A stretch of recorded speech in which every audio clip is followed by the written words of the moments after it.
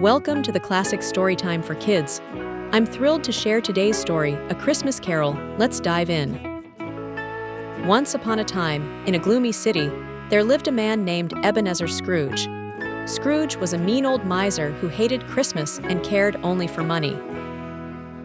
Every year, while everyone else was celebrating and spreading joy, Scrooge would sit alone in his cold office, counting his coins. One chilly Christmas Eve, Scrooge's kind-hearted clerk, Bob Cratchit, asked if he could take the day off to celebrate with his family. Scrooge grumbled but eventually agreed. As Scrooge made his way home, he was startled by the ghost of his old business partner, Jacob Marley, who had died 7 years before. Marley's ghost was wrapped in heavy chains. Scrooge Marley moaned, "I wear the chains I forged in life. You must change your ways or you will end up like me." Scrooge was frightened.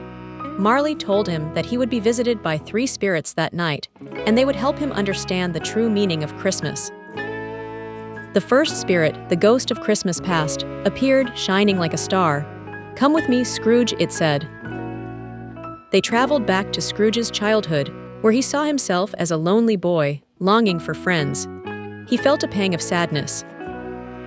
Next, the spirit showed him a joyful Christmas party hosted by his old boss, Mr. Fezziwig.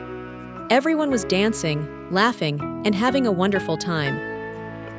Scrooge remembered how kind Fezziwig was, and for the first time, he felt warmth in his heart. "I wish I could go back," he sighed. Then, the ghost of Christmas present appeared, a jolly giant surrounded by a feast. "Come and see," it boomed. They visited the Cratchit home, where Bob and his family celebrated Christmas. Even though they had little, they were full of love and laughter.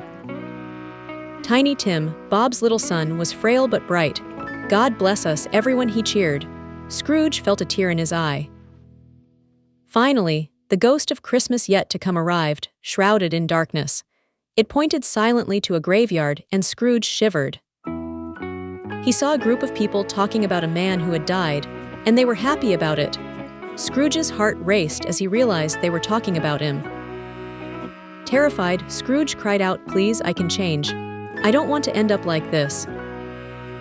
When he woke up on Christmas morning, Scrooge was filled with joy. It was Christmas Day. He was determined to change his ways.